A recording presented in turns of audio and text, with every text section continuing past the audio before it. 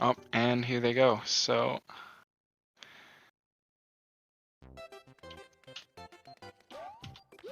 both of these runners obviously starting in 1-1. Pretty straightforward level.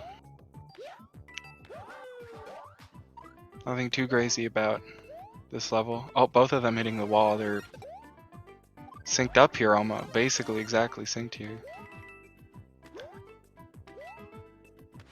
Probably the first and only time we'll see this for a while.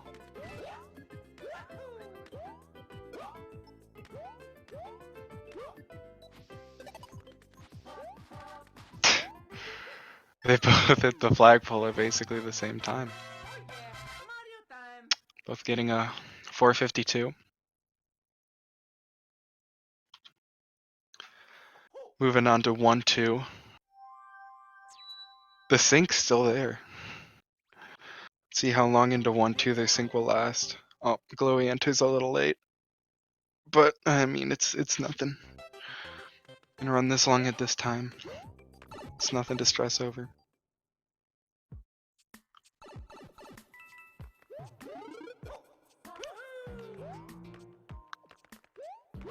1-2, another straight level. Straightforward level. That's what most of these World 1 levels are. They're just, for the most part, you know, just straightforward levels. Go through them as fast as possible. Hope you do well.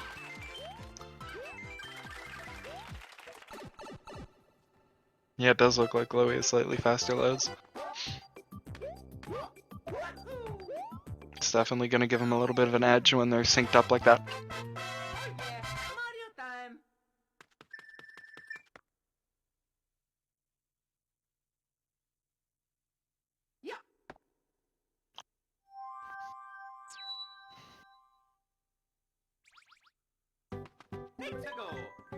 Going into 1-3 again, almost synced up together. Very close run so far. That's usually what you expect. Oh, but Josh! I wasn't exactly sure what happened there. He might have missed the triple jump and then just held back. Just to not risk getting hit by that hammer bro. It's random, and when he goes up, he could go up immediately, and in that case you need to triple jump off of the question mark block at the beginning so that you can bounce off of him. Or he could stay down. But Josh is going to gain a little time on Glowy here because Glowy opted to shake over the pipe rather than triple jumping and hitting it, which is a little bit slower. So Josh is able to catch up a little. But this run is still crazy close for only starting. Still anything can happen in the next 20, 25 minutes.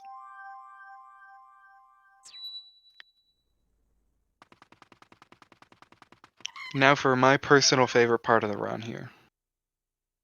The cutscene. The mash fest here. I personally love watching it. It's a lot of fun.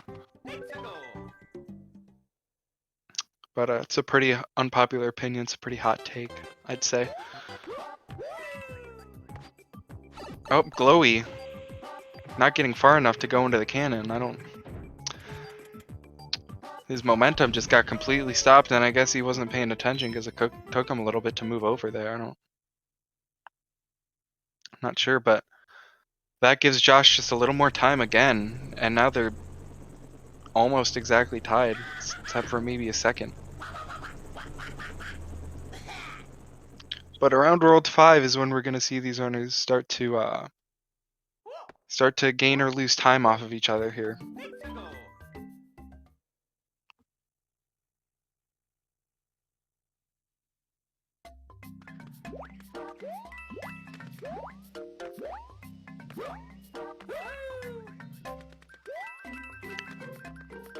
As you can see, we see two different strats here to getting the star.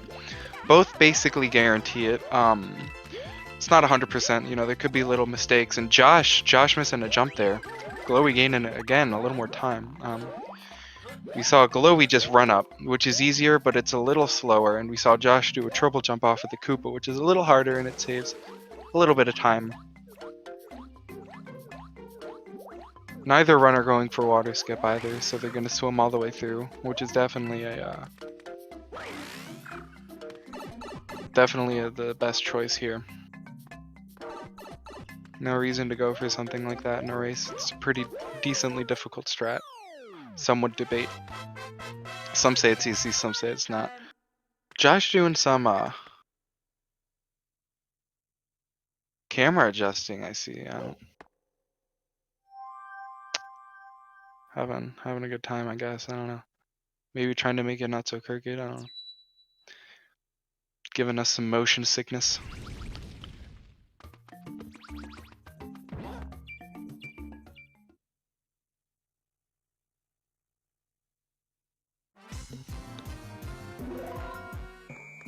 Piranhas is just this is an unavoidable part. You can't avoid this one like most of the I guess little mini boss fights, if you want to call them that. Each world has one. Some are avoidable, some aren't, like this one. This one you have to go through. Glowy doing 5-2 and Josh also doing 5-2. 5-3 is the level below that. You can do either. 5-3 is a little faster, but it is significantly more difficult than 5-2, and it only saves a few seconds. I'm not sure on the exact amount of time that it saves, but I'll guess between 3 seconds and 8 seconds, but I'm probably very off. Glowy almost getting hit.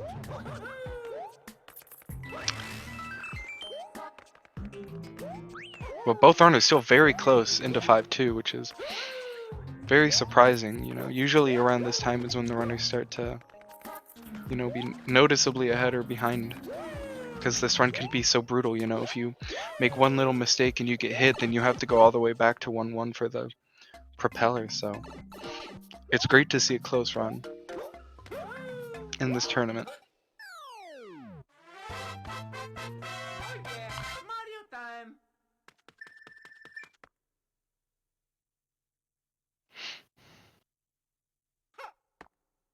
So now the runners are going to be going into 5 tower. And if you're not familiar, this tower is cycle based. So there's certain times that you can get there. I believe the cycles are about 10 seconds apart if I had to guess. The very optimal one that like you'd have to get if you were going for a world record run is the in-game time when you touch the door is 5:56, I mean. And then the second most optimal one is 5:46, which is what both of these runners are going to be going for here. Hopefully they both get it. 5:46 is significantly easier than 5:56, but it's definitely possible to mess up. It's not, you know, 100% guaranteed that both of these runners are going to make the cycle, but it looks like Glowy did get it. And it looks like Josh is on his way to getting it. Yep, he got it too. So both of these runners getting through tower without getting damaged, which means both of them are going to be able to attempt 5-4 skip. Yes, 5-5-7 is technically the best humanly possible. And the task gets a 560 is crazy. Glowy almost getting hit, waiting a little bit to go down there, but again, these little seconds are what Josh needs at this point. They're both extremely close, and Josh taking the lead. Glowy playing it safe, but definitely the best decision for that, because you never want to rush to hit him if he's moving around, because you cannot afford to lose your propeller, especially right before the stage where it's the most useful in. And the reason it's useful, as you'll see, is a trick called 5-4 skip that essentially prevents you from having to ride the raft across the poison in the level, and the raft stops when there's 5 entities on the platform. So that's it's mobs, shells, coins, items, things like that. And it's a difficult skip. Both of these runners saving, I believe they both saved. So that if they miss it, they can reset a few times and still save time overriding the raft. So hopefully both of these runners can get it first try. Josh just barely getting that first wall kick, but he gets both wall kicks. So does Glowy. It's really good to see both of these runners performing 5-4 skip. I cannot say that I did the same in my run, but it's good to see that they got it. Oh, and Josh getting hit. And Glowy missing too! At basically the exact same spot. Both runners having to reset.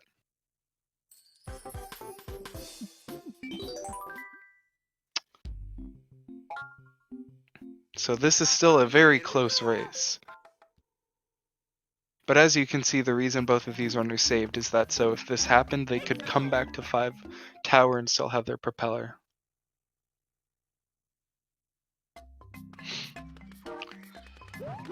It looked like Josh failed a little earlier, so he can have a little time to make up. Gets the first wall kick. Lands on the second platform. Oh, barely avoiding the Koopa, hitting the Goomba at top.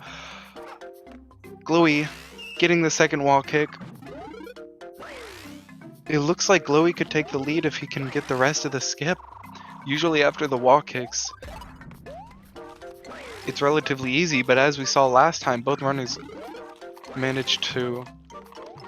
And Glowy getting up. Performing the skip properly. Yep. And he got it. So Glowy taking a huge lead over Josh. Absolutely huge lead here. About 30 seconds maybe, a minute? Somewhere around there.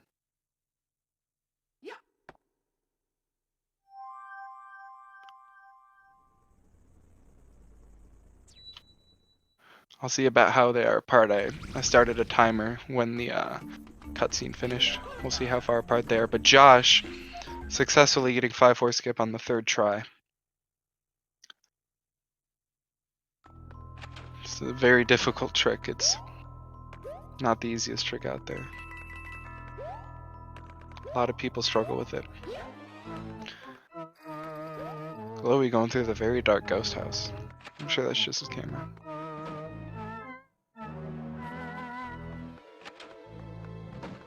No issues yet.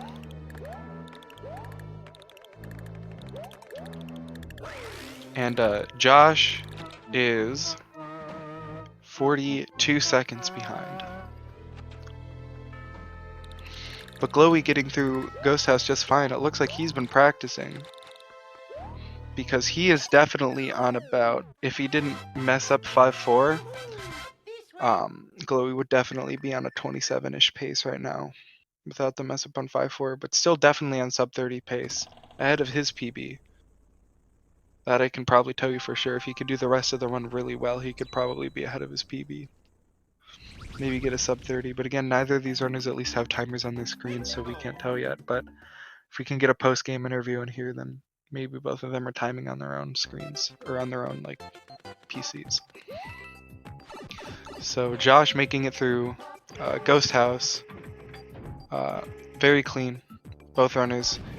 Really only having notable mistakes on 5-4 with 5-4 skip. These two runners would be very close if Josh didn't mess up 3 times rather than twice.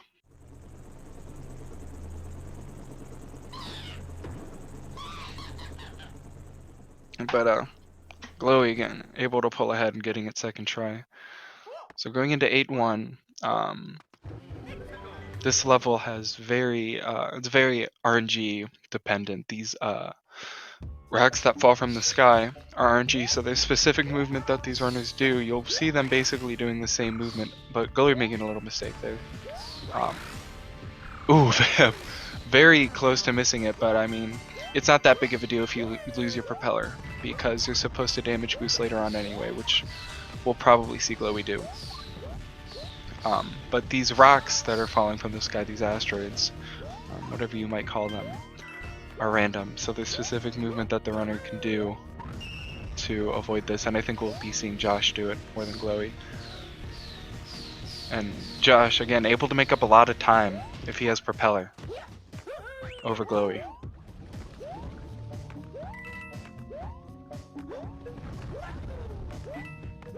Josh barely avoiding getting hit.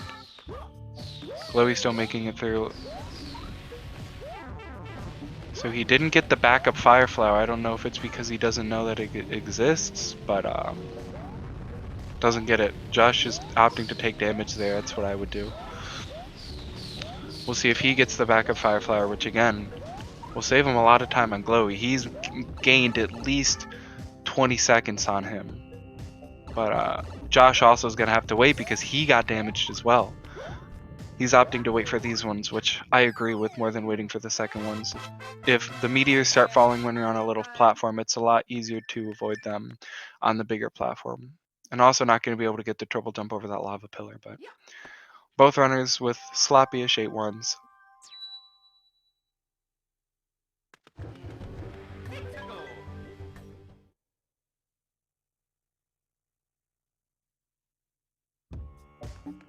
Glowy going into 8-2.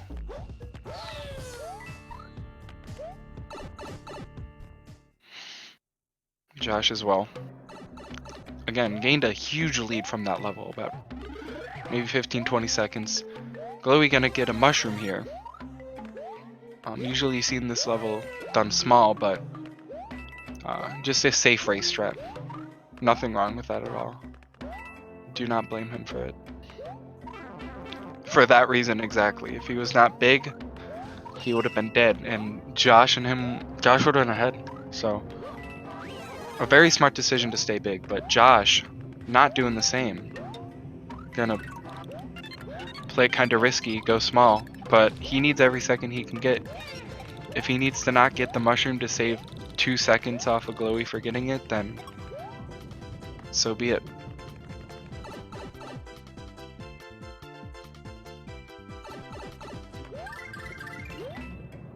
We're going into the secret.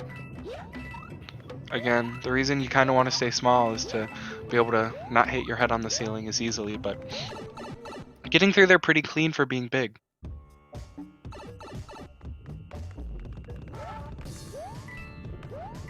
And finishing off with a pretty good 8-2. Josh also getting through the secret very clean.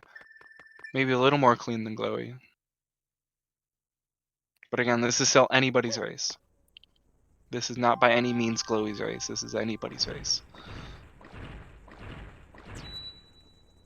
But and now's when these race nerves really start to set in, so you could see anyone pull ahead. But Glowy going into 8-7, the auto scroller, bone coaster. It's very uncommon to see a runner die here or lose time, so this is kind of seen as the calm before the storm, before airship and castle. You get a little bit of a, excuse me, you get a little bit of a break.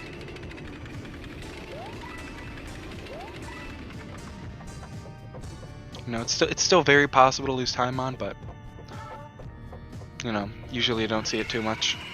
Again, it's that little break.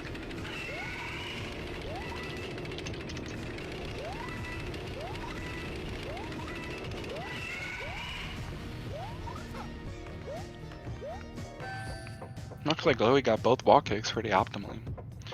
Can definitely tell. He's been practicing all these levels. Easily on sub 30 pace, I think, still. Well, maybe not after the 8-1, but no, I think he could still easily be on sub 30 pace.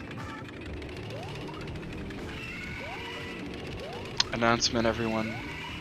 DCA's PB loses time here. See, that's proof. It is possible to lose time, but it's pretty uncommon. Because the only thing you can really lose too much time on is those wall kicks that Glowy were doing, if you're comparing against Storm that does them. And also how optimally you can jump off of this coaster. As we just saw Josh do. Unoptimally, so to speak. Glowy didn't. I just saw him get one then.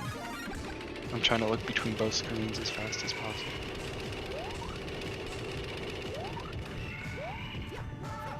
Glowy getting those wall kicks, though, the harder ones.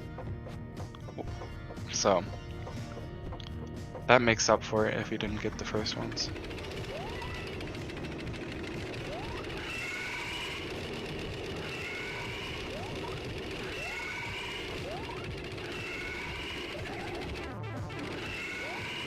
Glowy getting hit, but absolutely no big deal at all.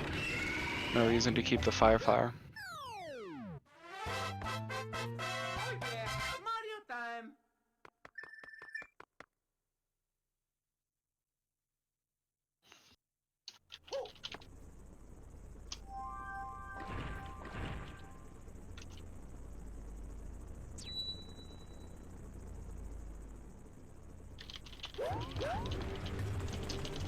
So, Glowy going into 8 airship, easily the most infamous level in the whole entire speedrun for a trick that we might see Josh go for.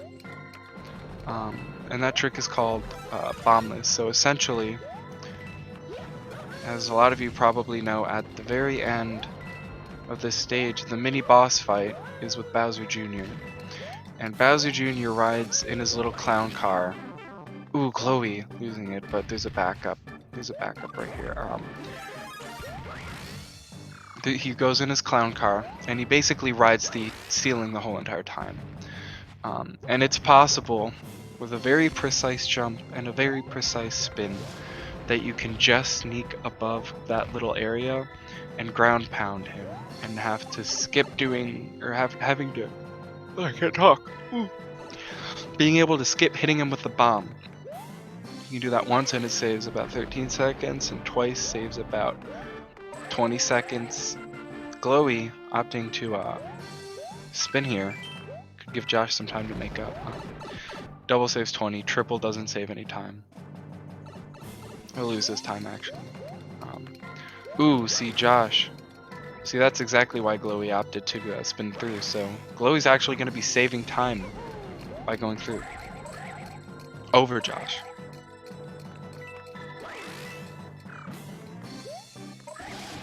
Yeah, bombless is essentially a frame perfect trick. It's almost luck. And it's only worth it at a world record level. Only if you have like a 24, high 24 5x or low 25 0x is it worth it to go for it. Obviously you always want to attempt it because it doesn't lose any time, so if you know kind of how to do it, there's no reason not to go for it, as long as you know how to back it up in a way that won't lose much time. Which involves hitting the bomb first. As you can see, Glowy just attempting it because he's not really going to lose any time going for it, as long as he hits him with the bomb first and doesn't go for first hit.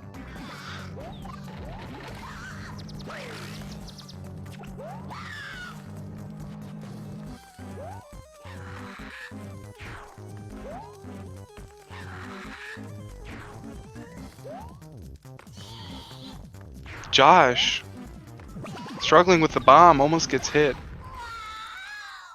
Again, a little bit of time that Glowy can make up, but you know, there's always one level. There's always another level left. Except for when you're in the last level. There's another level left is what I'm trying to say. And it's still anyone's race.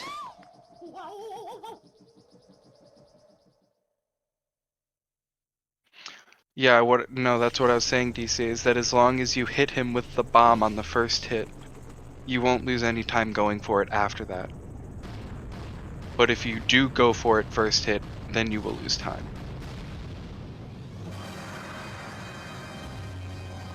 That is what I said.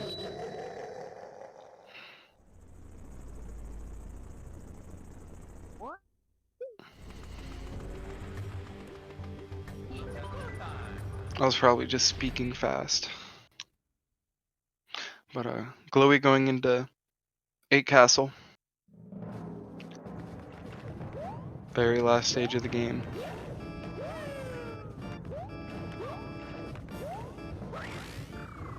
Not getting the jump.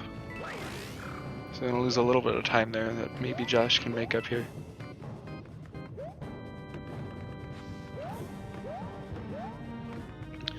A little bit of, again, time save that Josh can get with movement, which he does get. And it's all these little things that can add up in this last stage that can let Josh catch up. But as long as both of these players play well through here, then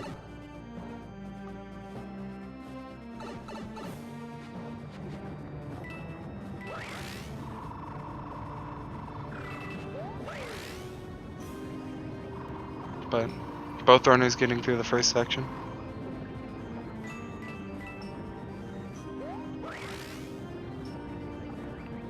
Hopefully they get through the second section without any trouble. Don't try to go through the pipe too fast.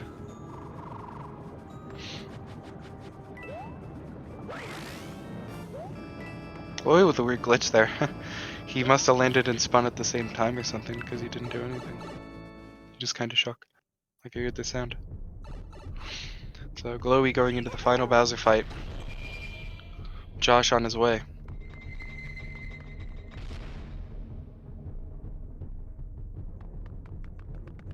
See how these fireballs treat these runners. Not too well for Glowy so far. Glowy might actually get 3 sets of them, which he does not. Not treating Josh too well either. He has to slow down a little bit. But again, it's always good to just slow down in a race. Just so that you can propeller over Bowser. You don't have to rely on his RNG for how his movement works.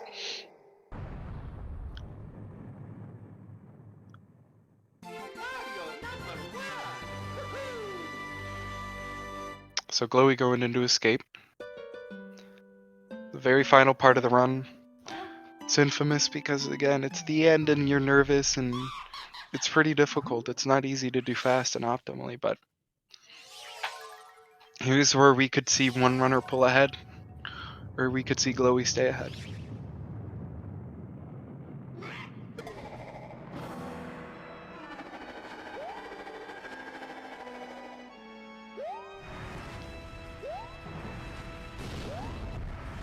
So Glowy getting good fireballs so far.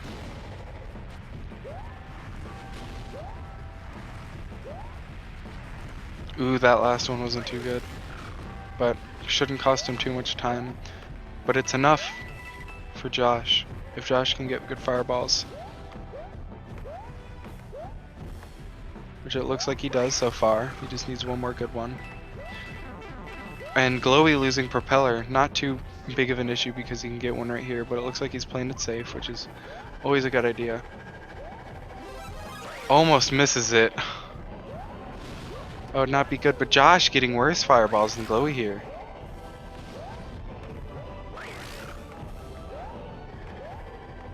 Not having to wait though. There's still escape left though. It's still not all Glowy. Anything can happen in these last final seconds. Glowy, a little shaky, you can tell he's nervous. Almost missing that platform, that would not have been good. They're almost tied. Josh is pulling ahead. They're exactly tied and Josh... I don't know who won. I think Glowy won by just like a half second.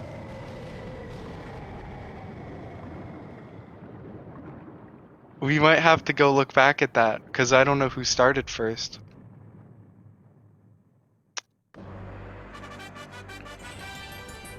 Josh able to catch up just on escape. That was extremely close. We might have to call the runners in and see what their times were. But retime definitely needed.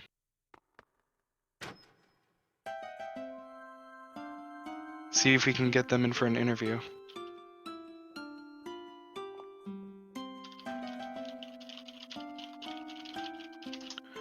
Might have to see what their times were. Figure out who won. That was too close to be able to tell.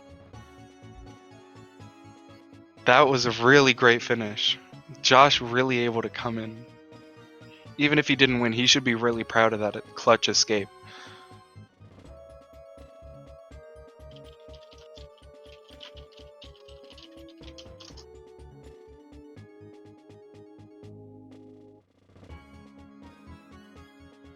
See if we can get either of them. Josh. Yo. That escape. We can't. What was your? Do you have your ending time? I don't have exactly what it was.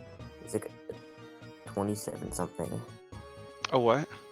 It was, I all I got was 27 minutes. I didn't see the exact time because I forgot the end split. 27. Wow. With three I got failed 30. 5-4s.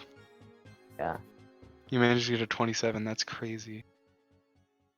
I got both 8-2 and 8-7. I just refused to enter the pipe. Yeah. Oh, that's crazy that you got a 27.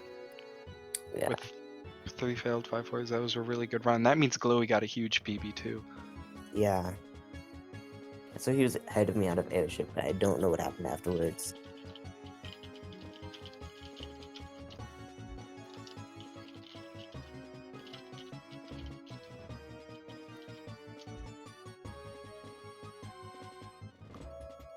No, that was a really good race. We have to retime you guys to see who won, so. Wow. You literally were a half second off. But we don't know who started first. We'll have to retime. Doesn't look like Glowy can come in, but yeah, GG's.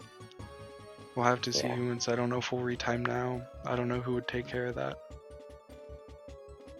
But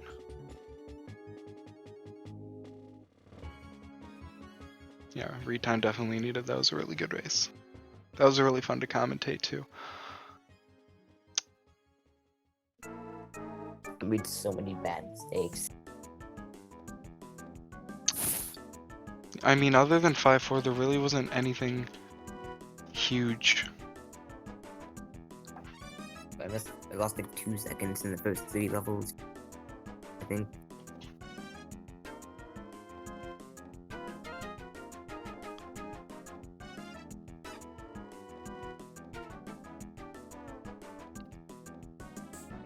Well,